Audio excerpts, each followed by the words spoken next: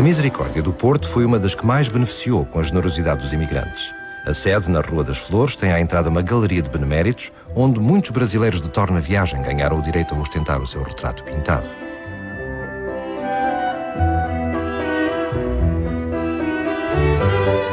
Não raras vezes, a atividade da benemerência se confundia com a vaidade de comprar a fama em vida e privilégios para além da morte.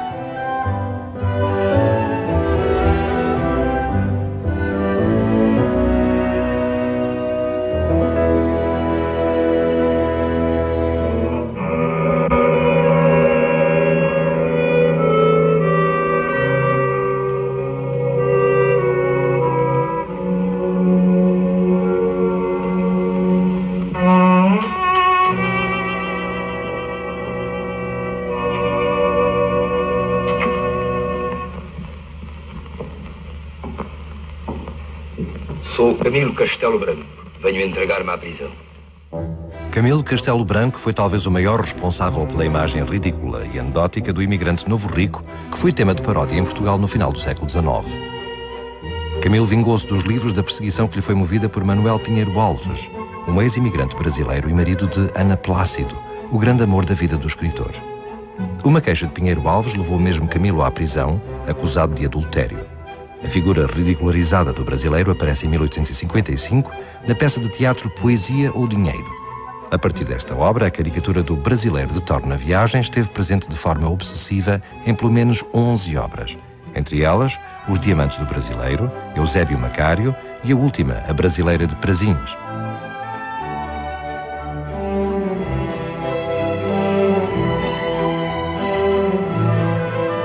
Para Camilo, os brasileiros são todos gordos, grotescos boçais, com a sua série de barrigas que lhes começa nas papeiras e acaba na canela dos pés. Essa de Queiroz catalogou o brasileiro como o grande fornecedor do nosso riso, descrevendo-o como o labrego que, largando a enxada, embarcava para o Brasil num porão de galera com um par de tamancos e uma caixa de pinho, e anos depois voltava de lá, na mala real, com botas novas de verniz, grisalho e jucundo, a edificar um palacete e dar jantares de leitão ao abade.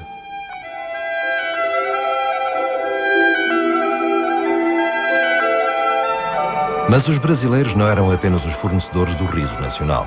Mudaram também a paisagem de várias localidades do norte. No centro de Faf, a arquitetura é dominada pelas típicas construções dos imigrantes do século XIX. A impressão geral é de que a casa do brasileiro de torna-viagem é espampanante. Mas existem vários tipos de casas, consoante a época. A casa brasileira são de 3 tipos, que é o palácio, construído em 1860, 70, a casa apalaçada, que pode ser rural ou urbana, ou, digamos, não é? Segundo, ela tem alguns estilos, ou pode ser vertical como esta, ou horizontal.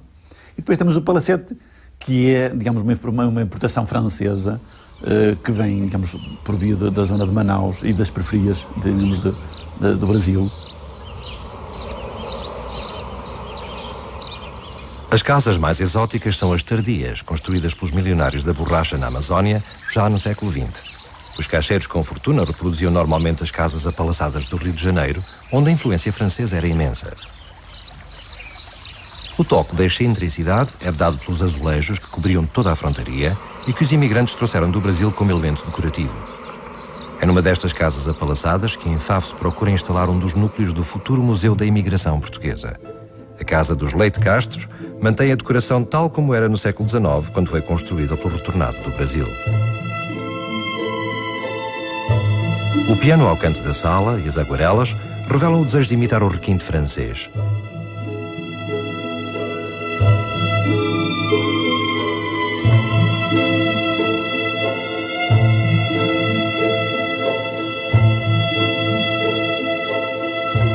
No quarto, um enorme cofre acompanha a desproporção das fortunas, que o povo admirava e os intelectuais ridicularizavam.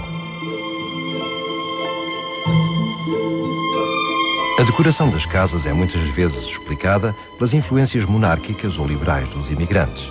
As claraboias interiores são os reservados locais da casa, onde preferem assinalar os seus ideais, enquanto umas são rebuscadas, barrocas, outras retratam filósofos, revelando inclinações maçónicas. O maçom é obrigado à promoção individual e ao bem público.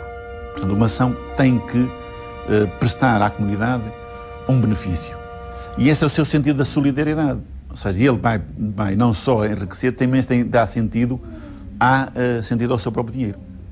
E ele o que é que vai fazer? Os misericórdias, os hospitais e as escolas.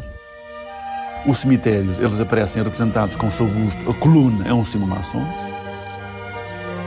Joaquim Ferreira dos Santos, o camponês que fez fortuna no Brasil, mandou encomendar uma estátua ao escultor Soares dos Reis que não está em nenhuma praça nem de fronte de nenhum palacete.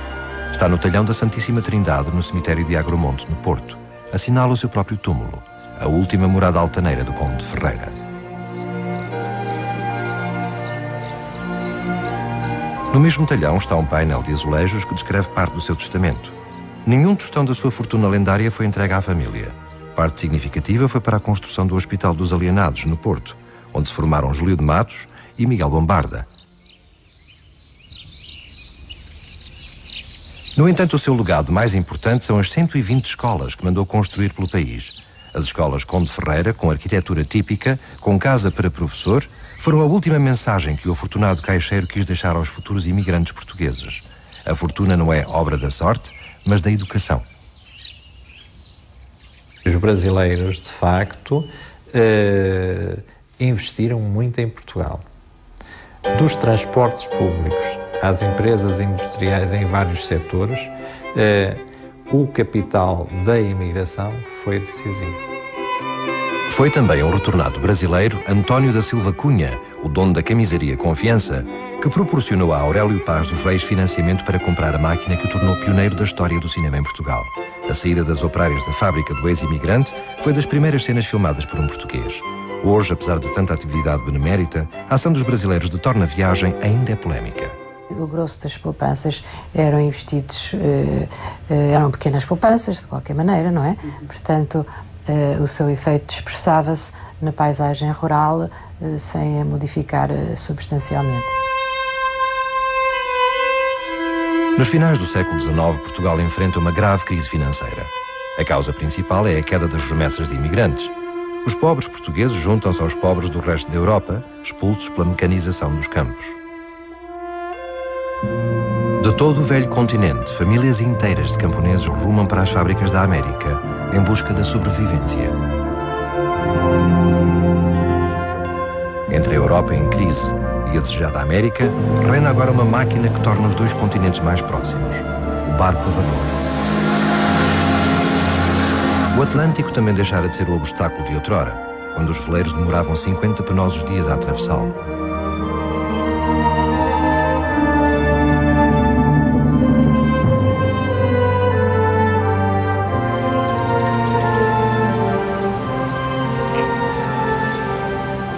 Em 1900, os cinegrafistas franceses da Pathé Gaumont fizeram em Ponta Delgada a primeira reportagem filmada sobre a imigração portuguesa. Na cidade acabara de ser construído um novo porto marítimo com um cais preparado para receber os maiores vapores. A ilha de São Miguel beneficiou com a nova infraestrutura, tornando-se no principal porto açoriano, onde paravam as carreiras transatlânticas.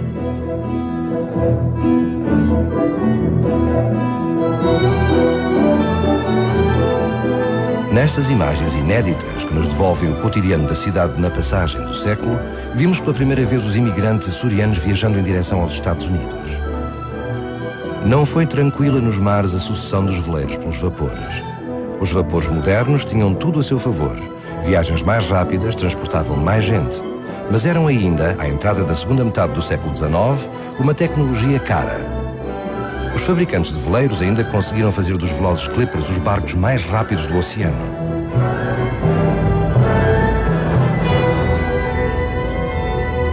No entanto, a América estava em plena revolução industrial. Precisava de mão de obra aos milhões. Financiou por isso a evolução dos vapores. Barcos de ferro, como o Great Eastern, com 700 toneladas, eram autênticas cidades flutuantes.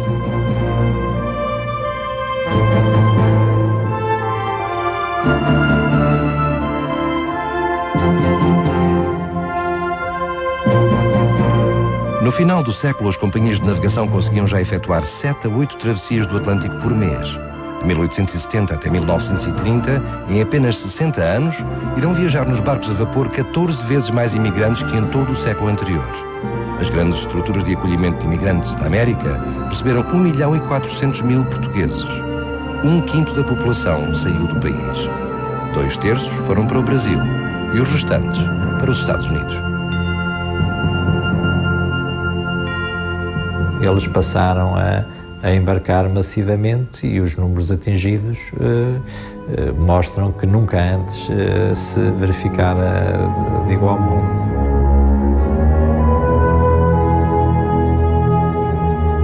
Uma das últimas epopeias dos barcos movidos a vento foi o transporte de imigrantes das ilhas portuguesas do Atlântico para o outro lado do mundo.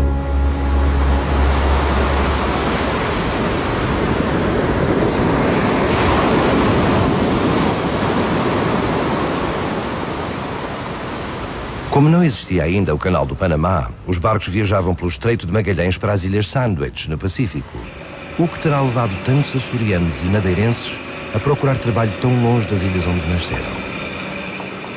O Havaí é um dos maiores produtores de cana-de-açúcar do Pacífico.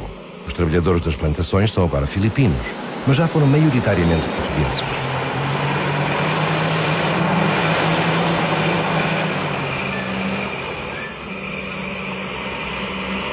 A presença portuguesa nestas ilhas começou quando ainda se chamavam Ilhas Sandwich. No início do século XIX, antes do território ser anexado aos Estados Unidos, existia neste arquipélago do Pacífico uma comunidade de 400 portugueses, formada por gente que desertou dos baleeiros. Talvez tenha sido por influência de um português que os havaianos decidiram vir de tão longe à Europa procurar trabalhadores. Efetivamente, um dos primeiros lusos a desembarcar nas ilhas foi John Eliot Castro, que se tornou médico pessoal e conselheiro do rei Kamehameha I. As autoridades havaianas estavam preocupadas com o influxo da imigração oriental, do que eles chamavam a invasão amarela. Eles queriam tornar mais branca a população do Havaí. Então mandaram um enviado à Europa procurando organizar um sistema sistematizado de imigração. A maior parte dos países não se mostrou muito interessado nessa imigração e Portugal sim. Portugal organizou por acordo várias levas de imigrantes tanto da Madeira como dos Açores. Os engajadores havaianos encontraram nas ilhas atlânticas portuguesas uma conjuntura favorável à imigração. A Madeira também fora atingida em 1872 pela praga da filoxera. O vinho da Madeira, transportado nas inclinadas encostas pelos borracheiros, era na altura o principal sustento das gentes das ilhas. Os borrachos, típicos recipientes feitos com pele de cabra, tiveram pouco líquido para transportar. Numa ilha onde os recursos são poucos, uma situação de crise é devastadora. Provoca fome e miséria de forma quase imediata. Talvez por isso, as autoridades portuguesas tenham aberto uma exceção à sua rígida política de imigração, negociando com os havaianos uma saída massiva de famílias inteiras. O êxodo começou em 1878, quando a barca Priscilla saiu do Funchal levando a bordo 120 imigrantes. Até ao fim do século viajariam para o Havaí perto de 18.000 madeirenses e açorianos, viagens épicas que demoravam em média 4 meses. This is a picture of the Thomas Bell, a ship which brought my grandfather, Reverend Ernest de Silva, to Hawaii from Funchal, Madeira. He got there from São Jorge, where he grew up, and sailed directly to Hawaii. After settling in Hawaii, he was 16 years old, I believe, when he came. A Thomas Bell zarpou em abril de 1888 com um número recorde de 346 passageiros. João Batista de Oliveira, um dos raros imigrantes que sabia escrever, registrou as peripécias dessa extraordinária viagem que durou quase meio ano. Relata, por exemplo, como, havendo um imigrante que convencera a mulher a vender tudo e embarcar com ele, prometendo-lhe deixar a amante, se veio a descobrir que a amante, grávida, também seguia a bordo. Em Santiago do Chile, o imigrante adúltero foge do barco e abandona tanto a família como a amante. Esta não perdeu tempo e chegou a Honolulu já comprometida com outro homem. No Havaí, os madeirenses espalharam-se pelas plantações de açúcar das ilhas. Os portugueses que chegavam com as suas famílias não se mantiveram muito tempo ao nível mais baixo do sector laboral. Em breve, ou se tornaram operadores de máquinas agrícolas, ou se tornaram capatazes, aquilo no que no Havaí chamavam luna, ou então saíram das plantações de cana-de-açúcar, abriram padarias, abriram pequenas lojas de alimentos e muitos deles trabalharam como pedreiros, aproveitando as rochas vulcânicas do Havaí.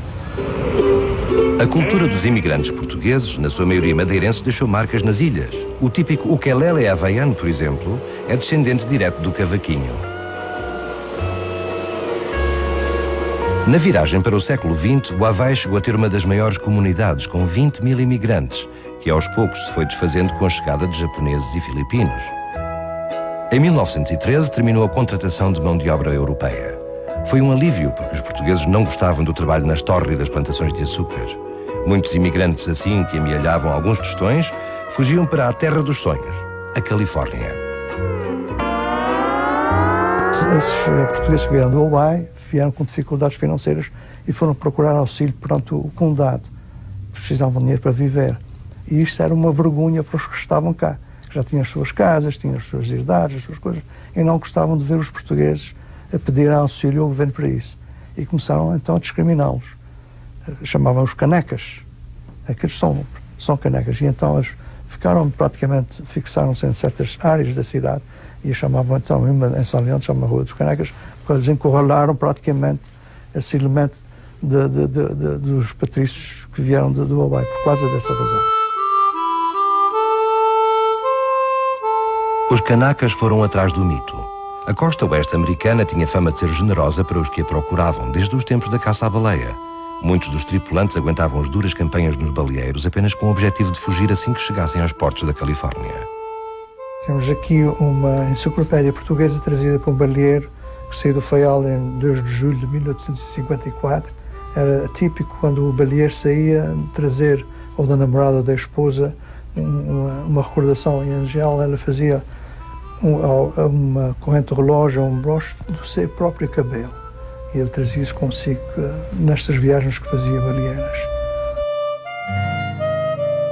A viagem dessa gente era uma coisa terrível. Uma vez que o barco baleeiro chegasse a um porto aqui na costa da Califórnia, na costa do Pacífico, eles perdiam todo a pessoal. Fugiam porque já não aguentavam o trabalho pesadíssimo que era. Se já fugiam antes, passaram a desertar muito mais a partir de 1848. A notícia correu célere pelo mundo. Até nos jornais do Porto surgiram panfletos anunciando a descoberta de ouro na Califórnia.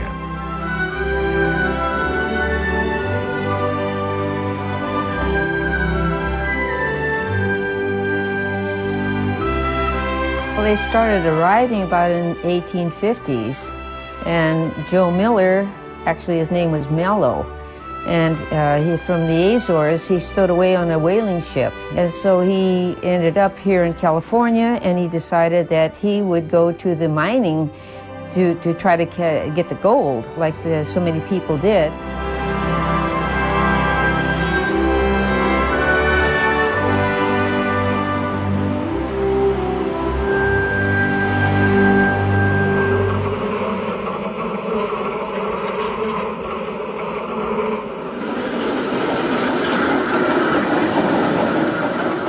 São Francisco é atualmente uma das maiores metrópoles do Pacífico.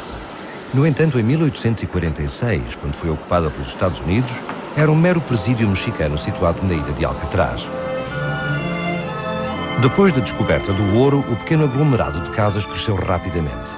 A cidade, rodeada por uma enorme e abrigada baía interior, tornou-se no grande porto do oeste americano. Em São Francisco foi surgindo toda uma série de negócios portugueses, especialmente hotéis e bancos que procuravam tirar proveito da vaga de imigrantes que buscava a fortuna nas minas. Talvez Joe Miller, ou antes José Melo, tenha dormido na hospedaria portuguesa antes de se aventurar para o interior da Califórnia. They wanted to be rich real quick, and so they would go to the minefields, and he went up there and he found out that it wasn't that easy. And you had to have a lot of luck to be able to be where the gold was. So he decided that was not for him, and so he came back down to Sacramento area, and he bought land, and that's how he got started. José Melo foi dos primeiros portugueses a comprar terra no Vale de Sacramento. Instalou-se e mandou vir a família dos Açores. Sacramento desenvolveu-se ao ritmo das fortunas fáceis, mas na mineração era mais fácil apanhar um tiro que encontrar uma pepita de ouro. Os portugueses perceberam que ganhariam melhor a vida, abastecendo a cidade de produtos agrícolas. Fundaram então uma pequena área de hortas nos arredores do rio Sacramento. It was small, but everybody here was little Portugal, because we were all Portuguese in this area right here. We started our own schools. We built our own churches. We had everything in this little community right here. And even we had a bar, we had gas station, we had grocery stores, all in this little area right here.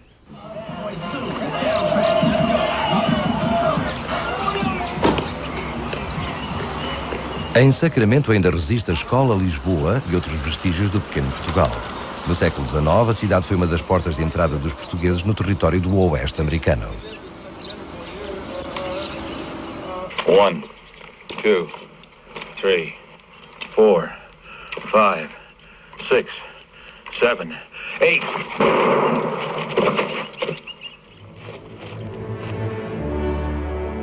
A aventura dos imigrantes no faroeste americano foi investigada por Donald Warren e Geoffrey Gomes e deu origem a um livro.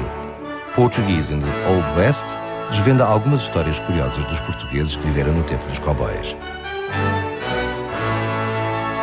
Os investigadores descobriram, por exemplo, que foi um rancheiro açoriano chamado Manuel Brasil quem ajudou Pat Garrett a prender o célebre pistoleiro Billy the Kid denunciando o seu esconderijo.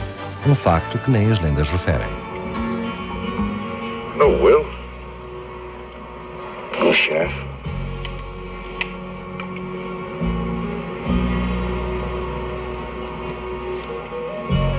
We finally figured it out, huh?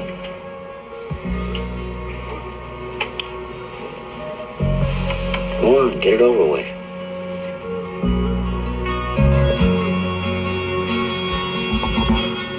Pat Garrett, quando escreveu a história, o Authentic Story of Billy the Kid, ou Authentic History of Billy the Kid, falou muito no Manuel Brasil. Mas depois disso foi só em 1990 que apareceu uma nova biografia sobre Billy the Kid, escrita por Robert Utley. Billy the Kid, A Short and Violent Life, creio que era o título. E o Mr. Utley falou muito no Manuel Brasil e o papel que desempenhou na captura do Billy the Kid. Hey, Pete, who's that out there?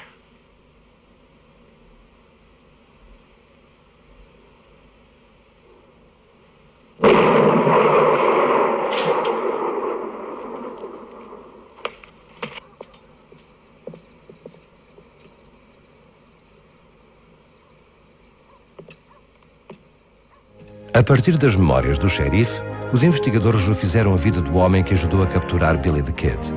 Nasceu na ilha de São Jorge e emigrou aos 10 anos para os Estados Unidos. Os investigadores encontraram, na posse de descendentes, um retrato de Manuel Silveira Brasil, já mais velho, aos 68 anos. Manuel Brasil, muitos investigadores, sem dúvida, pensavam que era mexicano. Descobrir as origens desses pioneiros portugueses às vezes era difícil, por falta de documentação. Mas persistimos e foi sempre possível descobrir as origens, até o lugar de nascimento, às vezes. Surpreendente é a história de Manuel Filipe Cardoso, nascido na Ilha do Pico. Em 1866, trabalhava no estado do Wyoming, quando se desencadearam os maiores conflitos com os índios sul. Na sequência da Batalha de Fetterman, morreram 80 soldados e a população refugiou-se no Fort Kearney.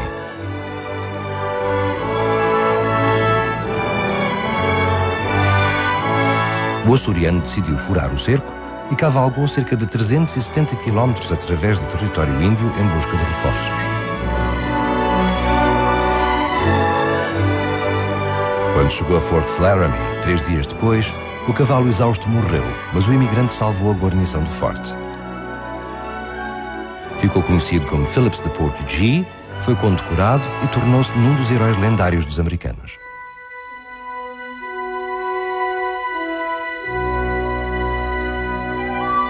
No faroeste também se tornou célebre Solomon Carvalho, um dos pioneiros da fotografia.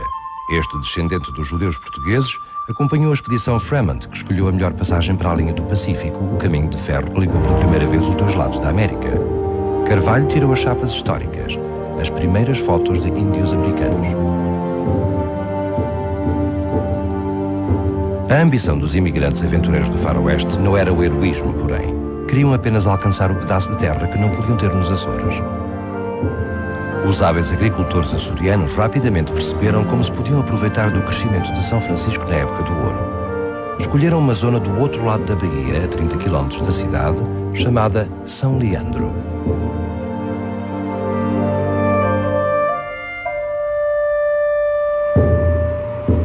São Leandro já não é atualmente o centro histórico da comunidade portuguesa californiana. No entanto, ainda existem na cidade descendentes de portugueses, especialmente em Orchard Street, a célebre Rua dos Canacas, os imigrantes vindos do Havaí.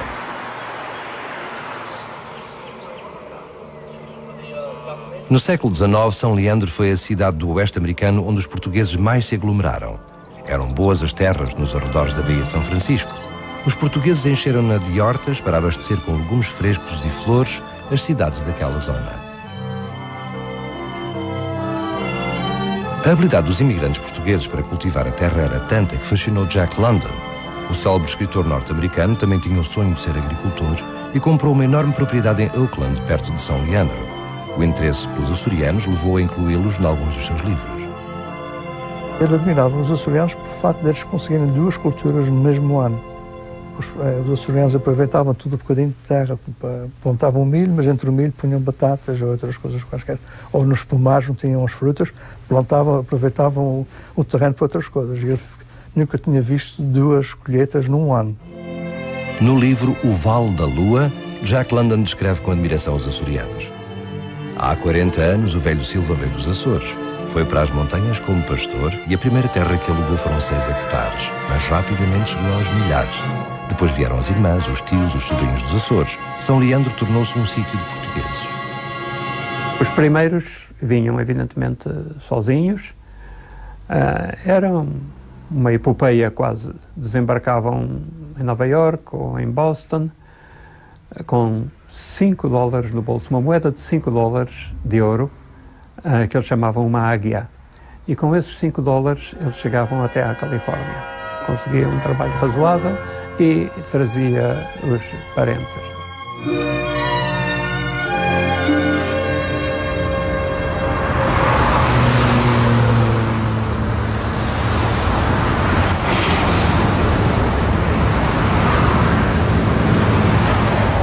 A Califórnia sempre foi um estado culturalmente aberto e politicamente plural. Apoiando-se no facto de ter sido um português, João Rodrigues Cabrilho, a descobrir a região, os calafonas, como são conhecidos nos Açores os imigrantes californianos, são atualmente dos mais expansivos a ostentar o orgulho português.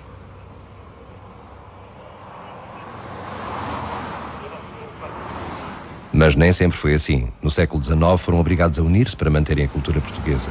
Em São Leandro, uma das primeiras associações americanas, a União Portuguesa do Estado da Califórnia, surgiu por causa de uma discriminação. Não tinha dinheiro para o enterro. Quem tomava conta disto era o condado, que é a divisão administrativa aqui da área, a que os cremavam. E para eles isso era um insulto muito grande, para os que estavam a ver os seus irmãos serem cremados, não tiveram um enterro decente, e então faziam peditórios pelas portas a ver se conseguiam dinheiro para enterrar. E então foi assim que fundaram a organização.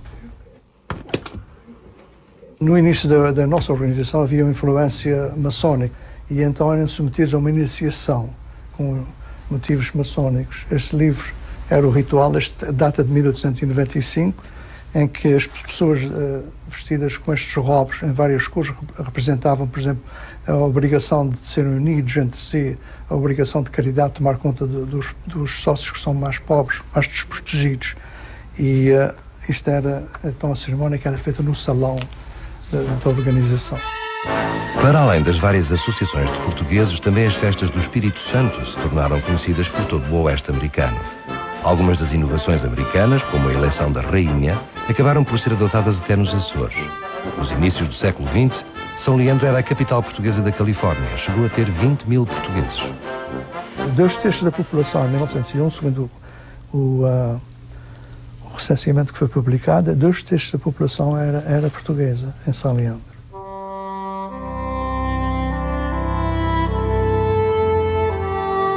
Nas comunidades portuguesas da Califórnia existiam imigrantes de todas as ilhas açorianas. Os da Ilha Terceira foram um dos últimos a chegar, mas estiveram por detrás de um dos negócios de maior sucesso dominado pelos portugueses na América do Norte.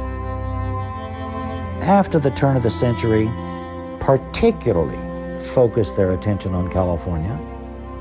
And it was at that time that California was growing and lands were opening up in the San Joaquin Valley. Land was cheap, water was available for irrigation shortly after the turn of the century, and milk was needed. Os terceirenses sabem, como poucos, criar vacas leiteiras. Com as primeiras poupanças, os imigrantes portugueses vão aos poucos largando as hortas de São Leandro, adquirem propriedades maiores e espalham-se por todo o Vale de São Joaquim. Em Tulare, forma-se uma das maiores comunidades de terceirenses, com raízes na freguesia de Santa Bárbara. Tornam-se os verdadeiros cowboys da Califórnia.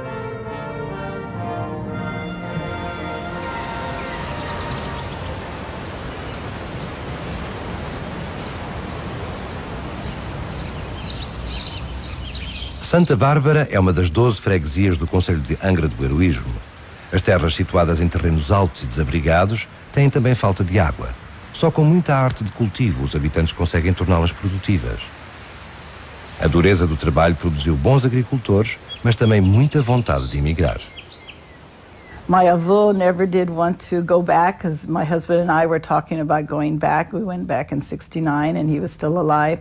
And I said, "Vovô, it's just beautiful." "Oh no, it's just really poor." His family was very poor. Os tempos de pobreza ficaram para trás. A família Simões vive atualmente em Tulare, na Califórnia. João Simões, o marido, saiu de Santa Bárbara com apenas 17 anos, juntamente com o irmão gêmeo e o resto da família.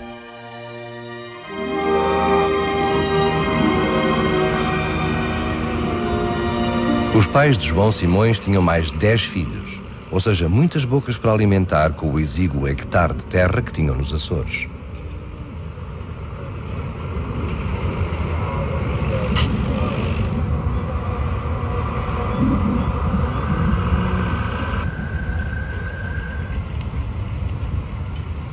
Quando a gente veio para aqui, veio meu pai e os 5 mais velhos. 4 irmãos e uma irmã. E depois o resto vieram 3 anos e meio depois disso. E a razão era que não havia dinheiro bastante para vir tudo de uma vez. Vinhamos todos trabalhar aqui para este vizinho aqui, o nome dele era Manuel Farias Insano. Ele deu trabalho a gente todos e trabalhei para aquela pessoa por 40 anos. E quando a gente comprámos a primeira leitariazinha foi em 70, foi a ele. E foi assim o princípio da nossa vida quando estava no negócio.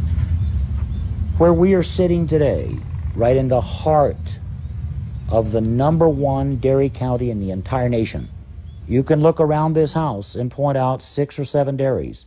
They are all Portuguese owned, they are all people from Terceira, and it would not surprise me to find that 5 out of the 6 were from the same freguesia. As leitarias eram verdadeiras ilhas de imigrantes isoladas em terras a perder de vista.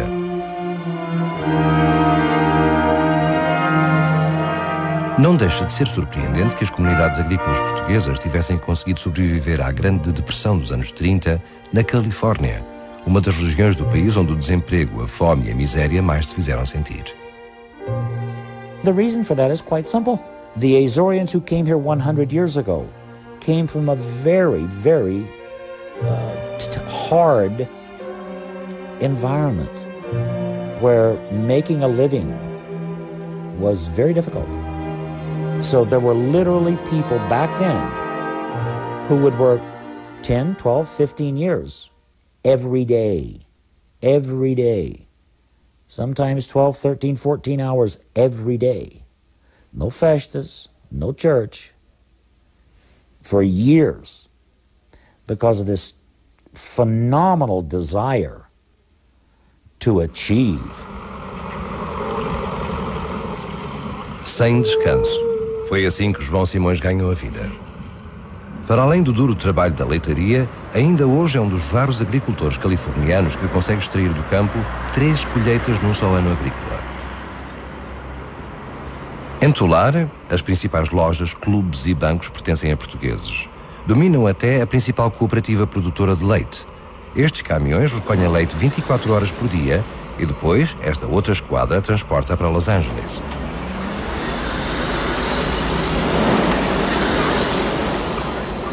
Today, about 1 out of every 11 glasses of milk in this nation come from dairy farmers who were either born in the Azores or whose parents and grandparents were born in the Azores and live now basically in the San Joaquin Valley.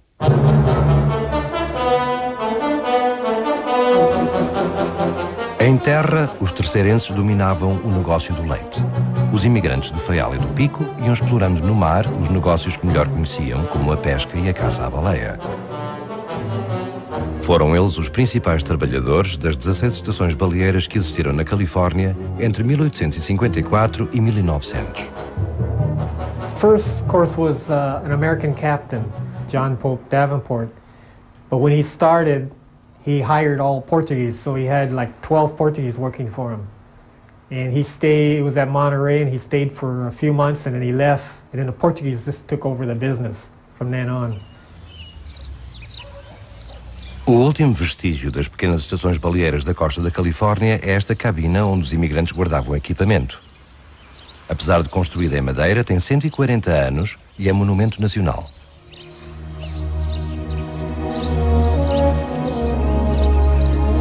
Os baleeiros açorianos reproduziram na Califórnia a forma como caçavam baleias no Pico, no Faial e nas Flores. As baleias eram capturadas nos pequenos botes esfiados por um capitão e meia dúzia de homens. Eram depois trazidas para a terra, cortadas aos pedaços para fazer óleo. Nas entranhas procurava-se o ambicionado âmbar. O âmbar era o melhor fixador de perfume. Foi o que manteve o negócio depois da devastadora concorrência ao óleo de baleia provocada pelo petróleo. Aliás, quando se descobriu o petróleo, as estações baleeiras dos imigrantes portugueses desapareceram. A última a ser desativada foi precisamente a de Carmel Bay.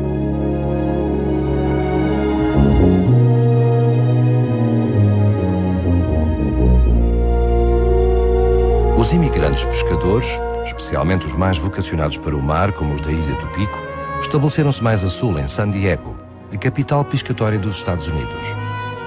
Os negócios da pesca, sobretudo a captura de atuns, correu-lhes melhor que a caça à baleia. Algumas das maiores fortunas da imigração fizeram-se na pesca californiana, mas à custa de muitos sacrifícios e de muita arte para tripular os barcos no Pacífico. Ali bem perto de San Diego ficava Hollywood.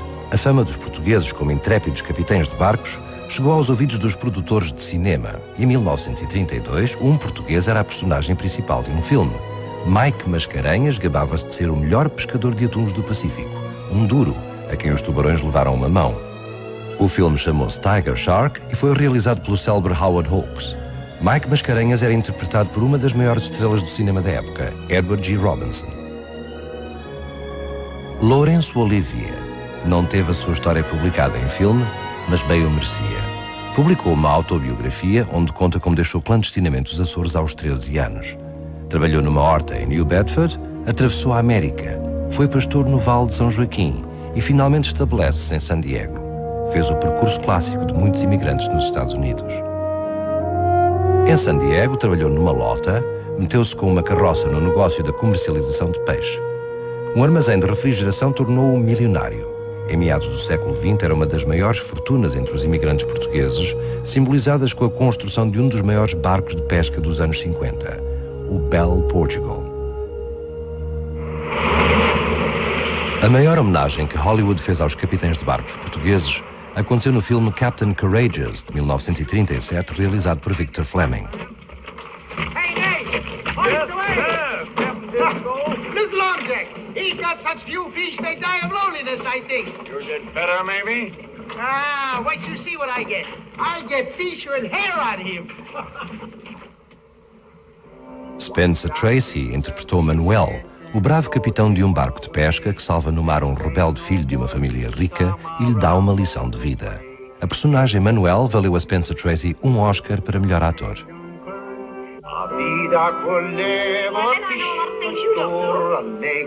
I know that's not French you're singing. That's right. About 10 million people know it Portuguese. I bet you can't speak French. Right now, I speak English. La la la la la la la la la la la la. What's this? That's a boat. That's easy to sing. I imagine the minha amada. What do you keep singing for? Because I like to sing. A vida coleva pisca. I never heard that song before. Me neither. I just make him up. I imagine the minha amada. You don't write songs. I don't write them. I just find them in my mouth. Como anunciava a promoção do filme, tratava-se de uma homenagem aos últimos pioneiros americanos, aqueles que foram até aos limites para ganhar a vida. Uma frase que define bem a aventura dos imigrantes portugueses na América.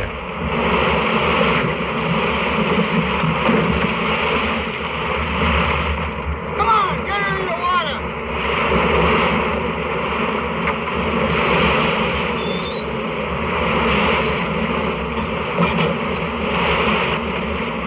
Thank you, Uncle Tom. My father was the best fisherman in the whole Madeira Islands. That's every place. Well, that's not so much. How you mean, not so much? Well, I mean, he didn't do much for you. I mean, he didn't leave you anything. He didn't leave. He'd leave me this hurdy-gurdy that his grandfather leave him. He'd teach me how to fish, how to sail a boat. He'd give me arms and hands and feet, feeling good outside, and he'd teach me how to feel good inside. My father do all this. He have 17 other kids beside. What else a father do?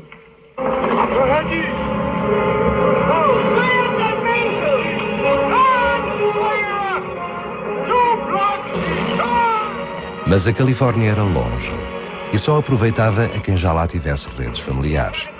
Os açorianos, que cedo se implantaram no continente americano, foram dos que melhor aproveitaram a terra das oportunidades.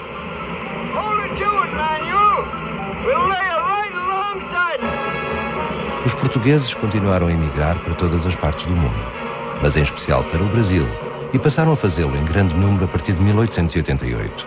Daí em diante, uma cadeia vertiginosa de acontecimentos vai originar a primeira das grandes hemorragias populacionais que aconteceram em Portugal durante o século XX.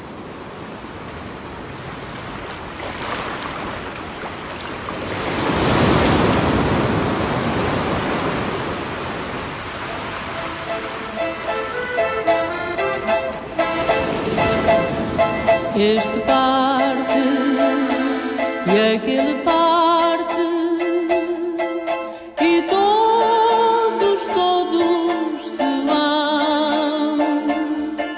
Galiza ficas sem homens que possam cortar teu pão. Tens dentro